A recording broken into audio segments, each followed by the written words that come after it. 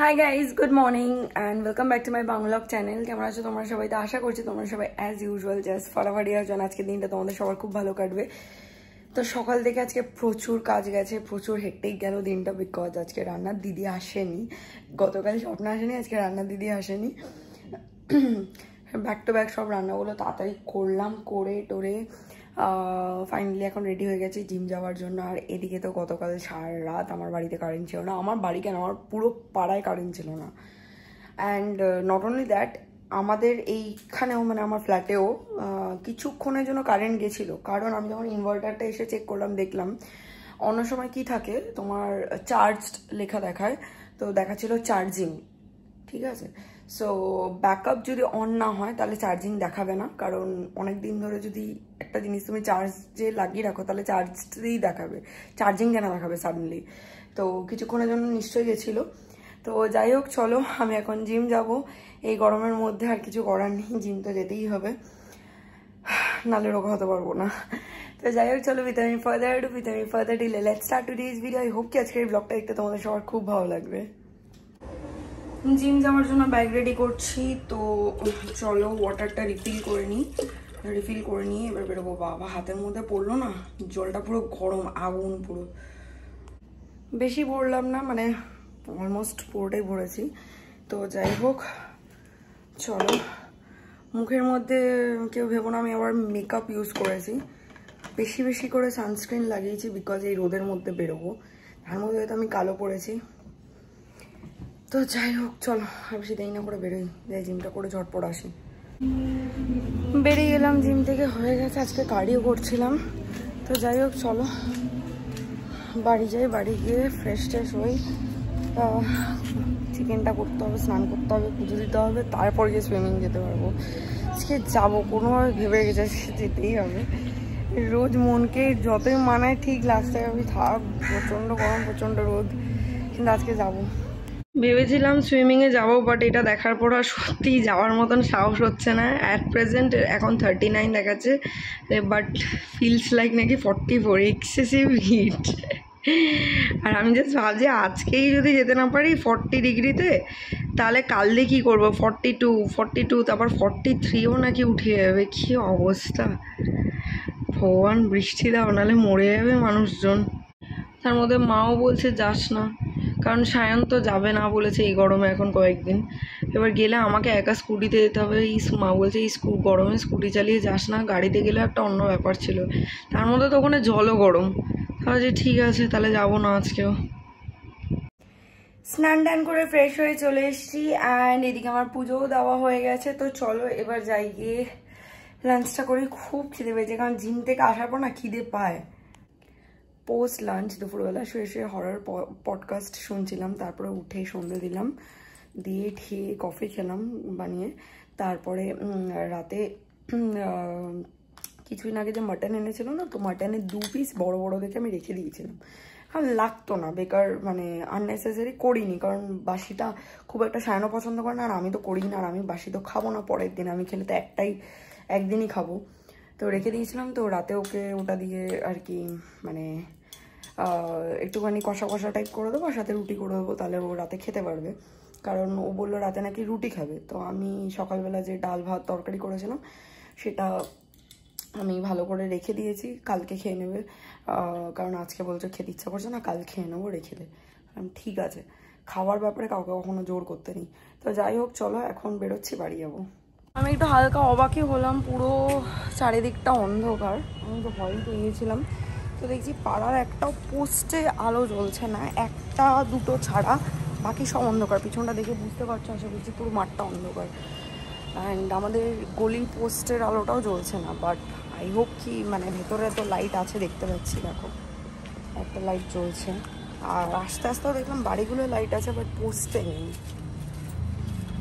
বেরিয়ে গেলাম বাড়ি দিয়ে, চলো একটু তাড়াতাড়ি বেরোলাম, কারণ গিয়ে ওই যত মাটন আর রুটিটা করতে হবে। চলে এসে আমি ফ্ল্যাটে, তো সায়না এসে গেছে। যেহেতু মাটনটা বানাতে হবে, আর মাটন বানাতে আর রুটি বানাতে দুটো বানাতে আমার সময় লাগবে। তো সায়নকে জিজ্ঞেস করলাম কিছু খাবি কিনা, তো বললো কফি খাবে। তো ফার্স্ট টাইমই সবার আগে ওর জন্য একটু কফি বানাই। আর ভাবছি যে শুধু কফি দেবো, বেচারার খিদে পেয়েছে, একটা ডিমের অমলেটও বানিয়ে দিই, ডিমের অমলেট খেতেও ভালোবাসে।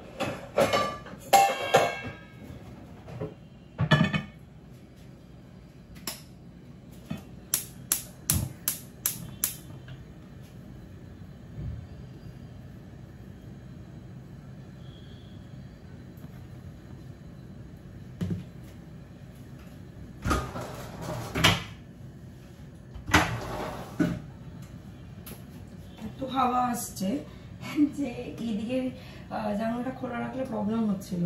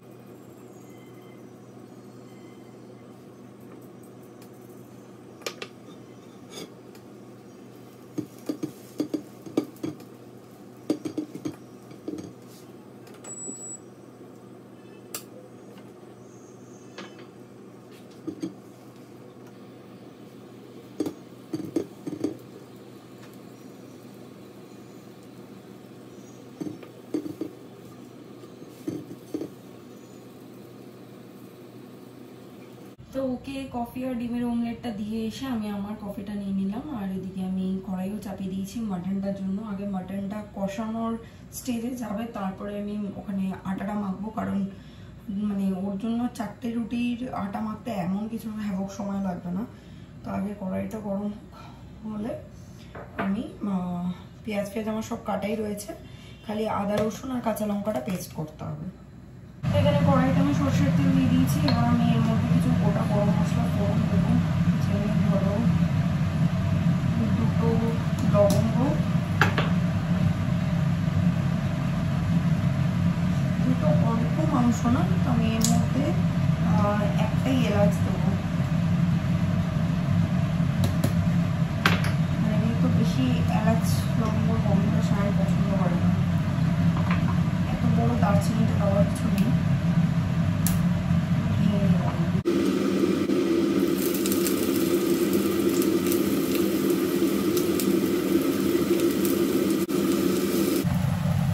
পেঁয়াজটা ভাজা ভাজা হচ্ছে আর আমি এখানে গরম গরম কফি খাচ্ছি, এনজয় করছি না, বিকজ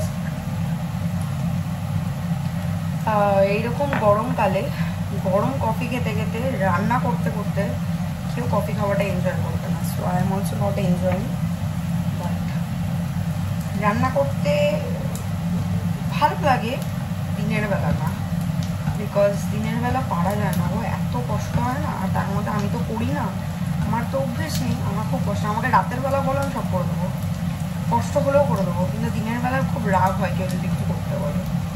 যাই হোক, পেঁয়াজটা অনেকটা ভাজা ভাজা হয়ে গেছে। আমি এর মধ্যে মিক্সির মধ্যে একসাথে আদা, রসুন আর কাঁচা লঙ্কাটাও পেস্ট করে নিয়েছি, আমি এটা এবার দিয়ে দিলাম।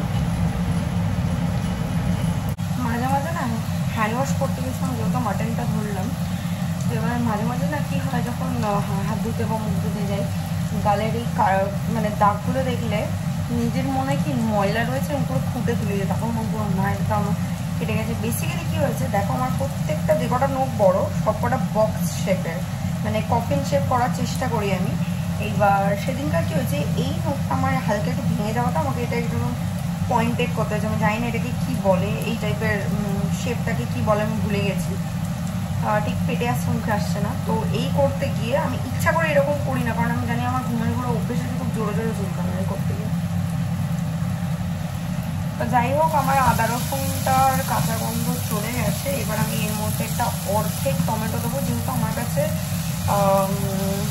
4 পিস মাটন রয়েছে। অর্ধেক টমেটো কেন দেবো, গোটা দিলে টক হয়ে যাবে, কারণ আমি এর সাথে টমেটো কেচাপও কষানোর সময় দেবো। সো আমি হাফ টমেটো দেবো আর কেচাপ দেবো কষানোর সময়, মানে মশলা আবার পরে আর কি।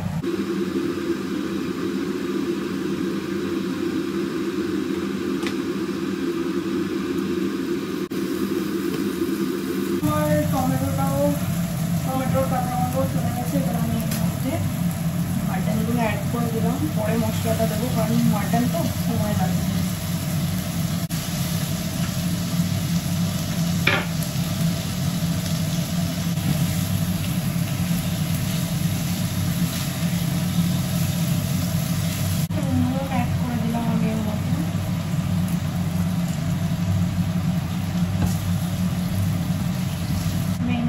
লঙ্কার গুঁড়োটা দিয়ে দিলাম,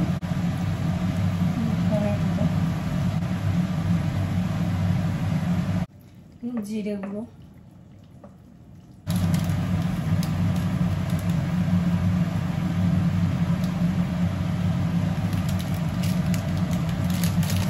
আচ্ছা সামান্য একটু জল দিলাম মশলাটা কষানোর জন্য, একদমই সামান্য পরিমাণে একটু জল দিয়েছি মশলাটাকে কষানোর জন্য।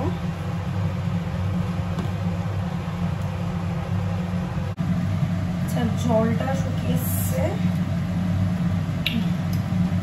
শুকিয়ে এসছে, সো আমি এর মধ্যে হালকা সামান্য পরিমাণে একটুখানি কেচাপ দিচ্ছি।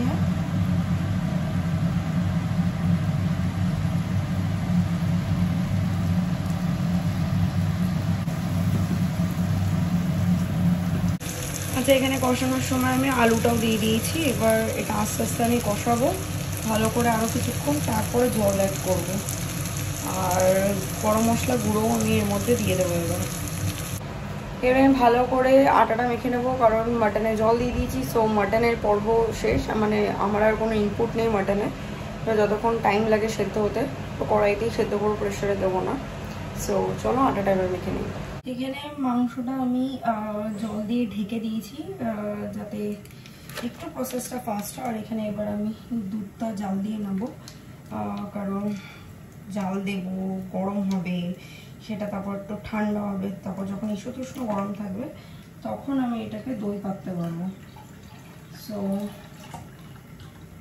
আমি ওই জন্য দুধটাকে এখন জাল দিয়ে নিচ্ছি। আর এদিকে আমার আটা মাখাও হয়ে গেছে, আটাটাকে মেখে একটু রেস্ট হতে দিয়েছি ডোটাকে, দেখি রুটিগুলো সফট সফট হবে।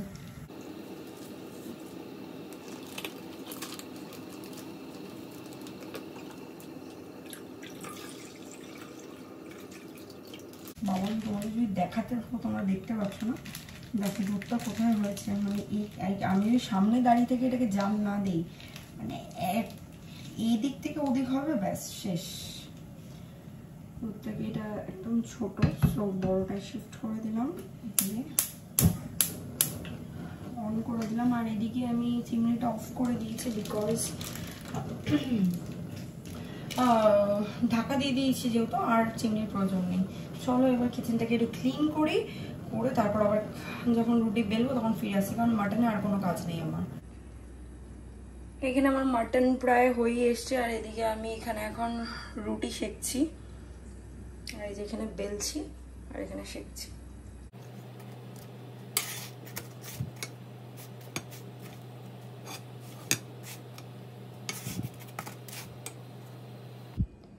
রুটি করাও ডান, অ্যান্ড এই হচ্ছে আমার কিচেন। বাকিটা দেখাচ্ছি না কারণ বেসিনে প্রচুর বাসন হয়ে গেছে আজকে। তো চলো এবার গিয়ে আমি ডিনারটা করি। শাইনকে অনেকক্ষণ আগে ডিনার দিয়ে দিয়েছি। আমি কিচেন না ক্লিন করে খেতে বসতে মানে ইচ্ছেও করছিল না, ভালোও লাগে না। সত্যি কথা বলতে খাওয়া দাওয়ার পরে কোনো কাজ করতে একদম ইচ্ছে করে না। আমি আমার খাবার তো প্লেটে নিয়ে নিয়েছি, বাট আমি এখন ডিনারটা করবো না। আমি ভাবছি আগে একটুখানি ফ্রেশ আপ হয়ে আসি, ভালোভাবে একটুখানি গাফা ধুয়ে নিই তারপরে, কারণ প্রচণ্ড ভিজে গেছে। আমি জানি না তোমরা বুঝতে পারছো কিনা, গলা ফলা দেখো পুরো ভিজে গেছে আমার। তো রুটি করতে গেলেও কষ্ট, মাটন করতেও কষ্ট। যাই হোক চলো আগে ফ্রেশ আপ হয়নি তারপর ডিনার করবো।